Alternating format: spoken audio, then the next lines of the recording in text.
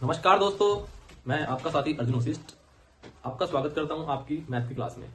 आज मैं आपको बताऊंगा अनुपात और समानुपात।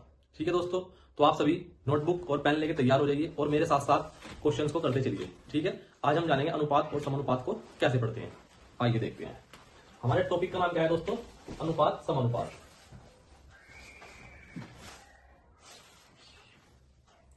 अब देखते हैं जो ये टॉपिक है अनुपात समानुपात का। तो अनुपात क्या होता है?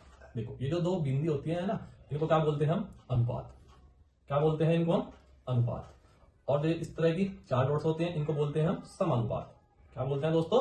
समानुपात। ये तो है अनुपात और ये है हमारा समानुपात। अब देखो, जैसे मैंने एक वर्ड लिखा या ए लिखा, ए अनुपात बी।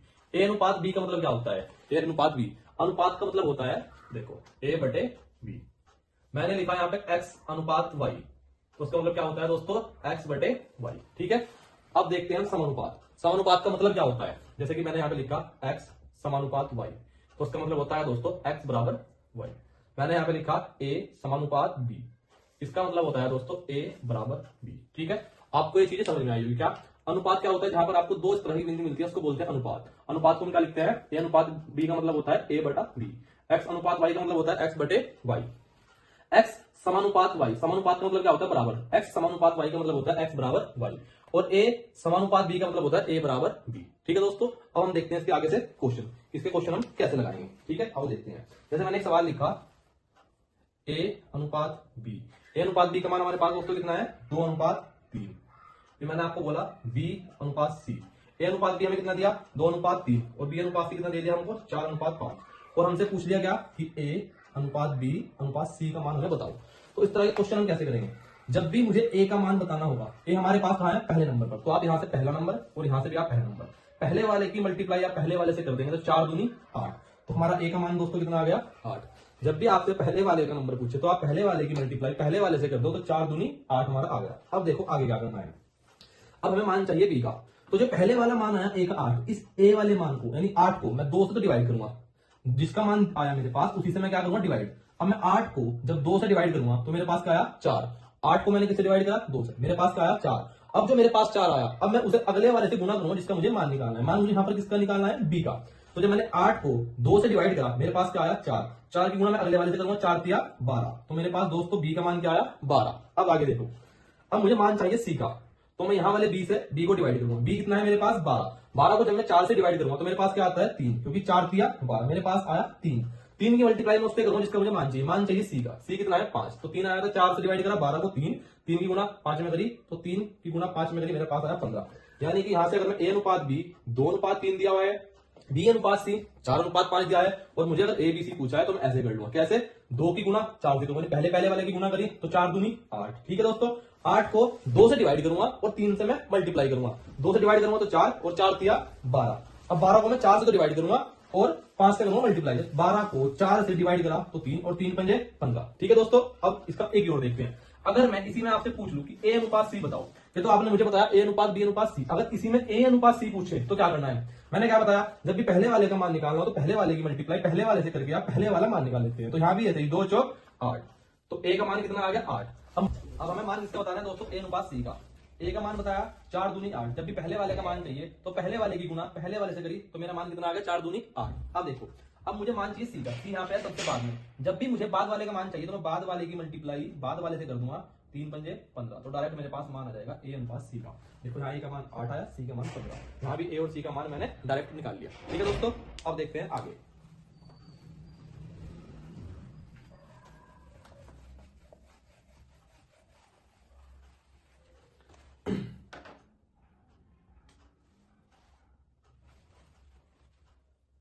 ए अनुपात बी 4 अनुपात 5, फिर दे रखा है बी अनुपात सी 2 अनुपात 1, और सी अनुपात डी, सी अनुपात डी दिया हुआ है दोस्तों 3 अनुपात 2, और डी अनुपात ई, डी अनुपात ई कितना दिया हुआ है दोस्तों आपको?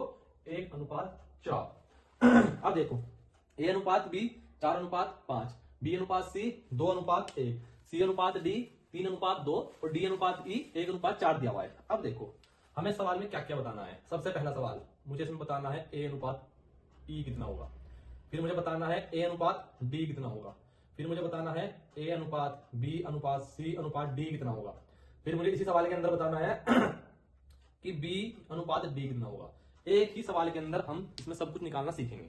ठीक है दोस्तों, अब हम देखते हैं इसको आगे। सबसे पहले मैंने क्या लिखा, ए अनुपात ई। ए अनुपात ई का मतलब क्या हुआ, जो शुरुआत में है और लास्ट में है। सबसे पहले क्या है ए, जब पहले वाले का मान चाहिए तो मैंने क्या बोला था, पहले वाला पहले वाला पहले वाला पहले वाला, सभी पहले वाले की आप गुणा कर दो। 4 दूनी 8, 8 दिया 24, 24 एकम 24। तो दोस्तों ए का मान कितना आ गया मेरा 24। अब मुझे चाहिए ई का मान। ई कहां पे है, सबसे लास्ट में। जब सबसे लास्ट वाले का मान चाहिए होता है तो लास्ट वाला लास्ट वाला लास्ट वाला लास्ट वाला। 4 दूनी 8, 8 एकम 8 और 8 पंजे 40, यानी ए और ई का मान मेरे पास कितना आ गया दोस्तों, 24 अनुपात 40। अब मान इसका बताना है मुझे ए अनुपात डी। ए शुरुआत में है और डी लास्ट में है, तो मुझे सिर्फ वहीं तक देखना है जहां पे डी लास्ट में होगा। अब देखो यहाँ पे डी शुरुआत में है और यहाँ पर डी लास्ट में है, तो जब मैं ए और डी का मान निकालूंगा तो मुझे इसको हटा देना है, इसको मुझे हाइड कर देना है। सिर्फ मुझको इतने में से मान बताना है, क्योंकि ए शुरुआत में है और डी यहाँ पे लास्ट में है, तो डी यहाँ पर भी लास्ट में है। चलो ए शुरुआत में है तो 4 दूनी 8 तिया 24, 4 दूनी 8 तिया 24। अब डी लास्ट वाला चाहिए तो लास्ट वाला 2 एकम 2 पंजे 10। तो ए अनुपात डी का मान दोस्तों मेरे पास कितना आ गया, 24 अनुपात 10। अब आगे देखते हैं। अब मुझे मान बताना है इसी सवाल में ए अनुपात बी अनुपात सी अनुपात डी का। अभी मैंने आपको पीछे बताया था क्वेश्चन में, जब भी पहले वाले का मान निकालना तो पहले वाला पहले वाला पहले वाला पहले वाला। 4 दूनी 8 या 24 एकम 24। तो ए का मान दोस्तों कितना आ गया आपका 24। ठीक है, अब बी का मान। अब क्या करना है, ए से डिवाइड करूंगा और बी से मल्टीप्लाई। 24 को 4 से डिवाइड करूंगा 6 और 6 पंजे कितना आ गया दोस्तों 30। बी का मान कितना आ गया मेरे पास 30। अब इस 30 को इस बी वाले 2 से डिवाइड करूंगा 15, 15 की मल्टीप्लाई 1 से करूंगा तो मेरे पास कितना आ गया दोस्तों 15। इस 15 को 3 से डिवाइड करूंगा कितना आया 5, 5 की मल्टीप्लाई 2 में 5 दूनी 10, 10 को 1 से डिवाइड करूंगा 10 और 4 से मल्टीप्लाई करूंगा दोस्तों क्या आएगा 40। तो हम सिर्फ एक ही लाइन में सभी के रेशियो आराम से निकाल सकते हैं। अब देखो मैंने लास्ट क्या लिखा, बी अनुपात डी। यहां पर बी कहां है, प्रारंभ में। हमें इनमें से वही लेना है जहां पर बी हमें शुरुआत में मिलता है और डी कहां मिलना चाहिए हमें लास्ट में। अब आप देखो बी की शुरुआत, यहां बी कहां पर है, अंत में है और यहां बी शुरुआत में है। तो मुझे शुरुआत कहां से करनी है, मुझे शुरुआत करनी है इसमें यहां से, क्योंकि बी शुरुआत में है और बी शुरुआत में यहां पे है। अब आई बात डी की, डी का अंत यहां पे है, तो मुझे सिर्फ इन 2 से मतलब है, बी अनुपात डी में।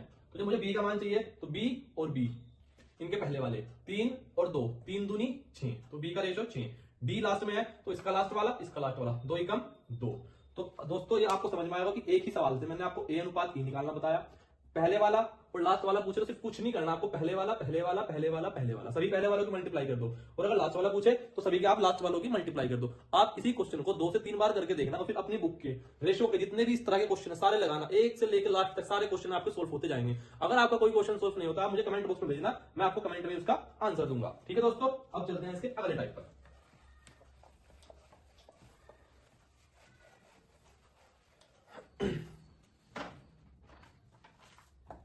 अब देखो एक होता है मध्यानुपात, एक होता है प्रथमानुपात, मध्यानुपात, तृतीयानुपात और चतुर्थानुपात। रेशो में जो अनुपात होते हैं, रेशो होते हैं, इनको हम कैसे आसानी से निकालना सीखते हैं। आपको इसका फॉर्मूला याद करने की आवश्यकता नहीं पड़ने की इसके अंदर, आपको सिर्फ थोड़ा सा ध्यान से समझना है कि क्या ट्रिक कैसे इस्तेमाल करनी है, कि क्या उसका बेसिक कॉन्सेप्ट। अगर आप एक बार इसका बेसिक कॉन्सेप्ट समझ जाओगे तो आप फॉर्मूला याद करना दोस्तों भूल जाओगे। आओ अब देखते हैं, जैसे मैंने यहां पर लिखा ए और बी का मध्यानुपात बताओ, ए और बी का मध्यानुपात। अब देखो मध्यानुपात का मतलब क्या है कि इनके जो मध्य में है वो क्या आने वाला है। देखो ए और बी के मध्य में क्या आएगा, ए मध्य में मैंने क्या मान लेना मध्यानुपात x, ये आया इनके मध्य में। अब हमें इनका मध्यानुपात बनाना है, वो कैसे बनेगा, देखो ए अनुपात x समानुपात x अनुपात b, ये हो गया इनका मध्यानुपात। अब इसके अंदर क्या करना होता है कि अंत्य पदों का गुणनफल और बाह्य पदों का गुणनफल किया जाता है। अगर मैं x से मल्टीप्लाई करूंगा तो क्या होता है दोस्तों, x² is equal to a b. अब आपने एक मध्यानुपात का फॉर्मूला पढ़ा होगा कि रूट ए बी होता है, और रूट ए बी कैसे बनता है, यहाँ पे स्क्वायर है तो x बराबर क्या होगा, जब मैं इधर से स्क्वायर हटाऊंगा तो इधर जाकर क्या होता है दोस्तों रूट बन जाता है। तो मैंने मध्यानुपात क्या माना था यहाँ पर x, तो मध्यानुपात बराबर क्या आ गया रूट ए बी। ये इस प्रकार आता है रूट ए बी। ठीक है दोस्तों, ये आपको समझ में आया होगा। अब मैं इसके आपको क्वेश्चन कराता हूं, इसका एक क्वेश्चन देखते हैं। जैसे क्वेश्चन क्या है, 2 और 18 का मध्यानुपात बताओ, 2 और 18 का मध्यानुपात बताओ। तो दोस्तों 2 और 18 का मध्यानुपात हम कैसे निकालेंगे, मुझे फॉर्मूला याद नहीं करना है, मुझे को क्या करना है 2 इनका मध्यानुपात x और 18। अब इनको अनुपात में लिखूं, 2x समानुपात x रेशो 18, x की मल्टीप्लाई इसमें करेंगे तो क्या आएगा दोस्तों x² बराबर 18 दूनी 36। जब x² बराबर 36 है तो x बराबर कितना रहेगा दोस्तों 6। क्योंकि ये 6 का स्क्वायर है। बताओ मैंने सिर्फ फॉर्मूले का इस्तेमाल किया? नहीं, सिर्फ आपको ये समझना है कि जब भी आपसे मध्यानुपात पूछे तो आपको इन दोनों संख्याओं के बीच में x रखना है। आपने मध्यानुपात क्या मान लिया? x। फिर इसको रेशो की फॉर्म में लिखना है 2 अनुपात x समानुपात x अनुपात 18। फिर अंदर वाले की अंदर वाले से गुना और बाहर वालों की बाहर वालों से गुना। तो यहां से आपका x का मान दोस्तों कितना आ गया? 6। ये था आपका मध्यानुपात निकालने का कॉन्सेप्ट बिना फॉर्मूले के। अगर आपको फॉर्मूला याद करना है तो मध्यानुपात का फॉर्मूला होता है √AB। ठीक है दोस्तों, अब देखते हैं तृतीय अनुपात। अब क्या देखते हैं हम? तृतीय अनुपात। इन्हीं का ही ए बी का तृतीय अनुपात। ए बी का दोस्तों में क्या निकालना है? तृतीयानुपात। सेम वही करना है जो हमने यहां पे किया। मध्यानुपात में हमने कहां पे रखा? इन दोनों के मध्य में। तृतीय अनुपात में हम कहां रखेंगे? देखो ए बी या तृतीय कहा तो तीसरे नंबर पे मैंने x मान लिया इसका तृतीय अनुपात। फिर हमें वही काम करना है जो हमने यहां पर किया। ए रेशो बी समानुपात बी और x। ठीक है दोस्तों, इसकी मल्टीप्लाई इसमें और इसकी मल्टीप्लाई इसमें, तो बी स्क्वायर बराबर ए एक्स। और हमें मान इसका चाहिए तृतीय अनुपात। तो तृतीय अनुपात हमने क्या माना था? x। तो दोस्तों यहां से x बराबर क्या आ जाएगा? बी स्क्वायर अपॉन ए। आपने ये फॉर्मूला जरूर कहीं ना कहीं पढ़ा होगा, लेकिन आपको फॉर्मूला याद नहीं करना। अब देखते हैं तृतीय अनुपात निकालते कैसे हैं। अगर मैं क्वेश्चन पूछूं आपसे कि 8 और 16 का तृतीय अनुपात बताओ। 8 और 16 का तृतीय अनुपात हमें बताना है। अब 8 और 16 का तृतीय अनुपात कैसे बताएंगे हम? मैंने क्या बताया आपको? तृतीय अनुपात क्या मान लेना है? x। तो 8 16 और x। अब इसको हम लिख लेते हैं 8 अनुपात 16 समानुपात 16 अनुपात x। इनकी इसकी मल्टीप्लाई और इसकी मल्टीप्लाई। 16 गुना 16 दोस्तों कितना आता है? 256 इजिकल टू 8x। ठीक है दोस्तों, अब देखो 8 से कितनी बार जाता है? 8 या 24, 8 दूनी 16। तो यहां से हमारा तृतीय अनुपात दोस्तों कितना आ जाता है? 32। आप चाहे तो फॉर्मूला याद कर ले, लेकिन आप फॉर्मूले में रल जाते हैं। मध्यानुपात √AB, तृतीय अनुपात बी स्क्वायर अपॉन ए। अब आपको फॉर्मूला याद करने की आवश्यकता दोस्तों नहीं पड़ेगी। आपको क्या करना, जब भी आपसे मध्यानुपात पूछे तो आप ए और बी या जो भी संख्याएं दे रखी हो उनके बीच में x मान लें। अगर आपसे तृतीय अनुपात पूछे तो आप पहली संख्या जो की थी दूसरी जो की थी तीसरी पे आप x मान ले। फिर आपको क्या करना है? अंदर वालों की गुना और बाहर वालों की गुना। यहां से आप तृतीय अनुपात, यहां से आप मध्यानुपात आसानी से निकाल सकते हैं। अब बात करते हैं दोस्तों चतुर्थ अनुपात की। यहीं पर देख लेते हैं इसको भी। किस किसका चतुर्थ अनुपात बताना है? तो चतुर्थ अनुपात हमें तब बता पाएंगे जब हमारे पास 3 होंगे, ए बी सी। इनका हमें दोस्तों क्या बताना है? चतुर्थानुपात। ए बी सी, इनका हमें क्या बताना है? चतुर्थानुपात। चतुर्थानुपात भी हम सेम ऐसे ही करेंगे। हमें तो इसमें भी क्या करना है? चतुर्थानुपात में फोर्थ वाला हमको क्या मानना है? ए बी सी और एक्स। यहां पे मैंने मध्यानुपात क्या मानना था? एक्स। यहां पे तृतीय अनुपात क्या मानना मैंने? एक्स। यहां पे चतुर्थ अनुपात कहा तो मैंने फोर्थ नंबर पर मान लिया एक्स। यहां पर भी हमें सेम करना है, ए बी सी और x। अंदर वालों की गुना बाहर वालों की गुना। तो कितना आ जाएगा? BC बराबर AX और x बराबर BC अपॉन A। ये आपने फॉर्मूला पढ़ा होगा कि BC अपॉन A। तो ये BC अपॉन A ऐसे बना है दोस्तों। ठीक है, अब हम देखते हैं इसका एक क्वेश्चन चतुर्थ अनुपात का। जो क्वेश्चन हमारा क्या है? 4 16 32 का चतुर्थ अनुपात बताओ। 4 16 32 का चतुर्थ अनुपात। देखो मैं चतुर्थ अनुपात क्या मानना है? इसके अंदर भी x। 4 16 32 x लिखेंगे। 4 16 समानुपात 32x। इसकी इससे गुना और इसकी इससे गुना। इसको मैं क्या लिखूंगा? 16 गुणा 32 बराबर 4x और x बराबर 16 गुणा 32 बटे 4। 4 का 4, 4 चौक 16। तो x बराबर कितना आ जाएगा हमारा? 4 दूनी 8 और 4 तिया 12। तो हमारा चतुर्थ अनुपात कितना आ गया दोस्तों? 128। एक बार फिर से देखो आप, ए और बी का मध्य अनुपात कहा तो इन दोनों के बीच में मैंने क्या रख दिया? x रखा तो a अनुपात x समानुपात x अनुपात b। अंदर वालों की आपस में गुना और बाहर वालों की आपस में गुना। तो यहां से हमारा फॉर्मूला क्या बनता है? x बराबर √AB, यानी मध्यानुपात का। अगर आपसे डायरेक्ट फॉर्मूला याद करना है तो आप डायरेक्ट भी फॉर्मूला याद कर सकते हैं। तो √AB होता है मध्यानुपात का फॉर्मूला। मध्यानुपात निकालने के लिए मैंने आपको क्या बताया? मध्य में x रखना है। तृतीय अनुपात निकालने के लिए हमें तीसरे नंबर पर x रखना है और चतुर्थ अनुपात निकालने के लिए हमें चतुर्थ नंबर पर x रखना है। ठीक है दोस्तों, अब इसके बाद हम आगे देखते हैं।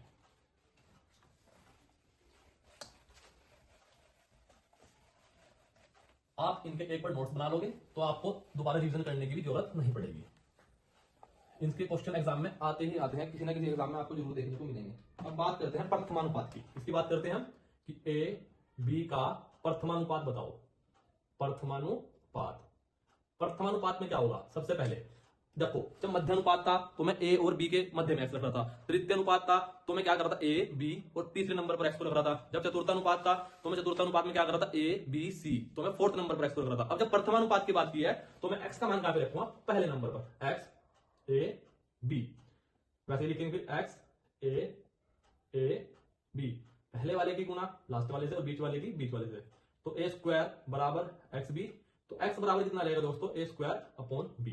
ये होगा दोस्तों आपके प्रथमानुपात का फॉर्मूला। आपसे अगर किसी भी संख्या का प्रथमानुपात पूछे तो आप यहाँ पर इजीली प्रथमानुपात का फॉर्मूला बता दोगे। ठीक है दोस्तों, आशा करता हूं आपको ये वीडियो अच्छी लगी होगी। आप आगे जिस भी टॉपिक पर मैथ्स के जो आपको कठिन लगता है आप मुझे कमेंट बॉक्स में बताइए, मैं उसी टॉपिक पर वीडियो बनाकर आपको शेयर करूंगा। और आप मेरे चैनल को ज्यादा से ज्यादा फॉलो कीजिए, लाइक कीजिए, कमेंट कीजिए और दोस्तों शेयर कीजिए। अगर दोस्तों आप ऑफलाइन भी क्लास लेना चाहते हैं तो आप मुझे कमेंट बॉक्स में बताइए, मैं आपको ऑफलाइन भी मैथ पढ़ा दूंगा और ऐसी मैथ पढ़ाऊंगा कि शायद ही आपने अभी तक ऐसी मैथ पढ़ी हो। और जिन बच्चों ने 12th पास की है पिछले साल या जो इस साल 12th पास करेंगे वो सभी एक बार डेमो जरूर लेकर देखें, फिर बताएं कि आपको क्लास कैसी लगी। ठीक है दोस्तों, थैंक यू क्लास।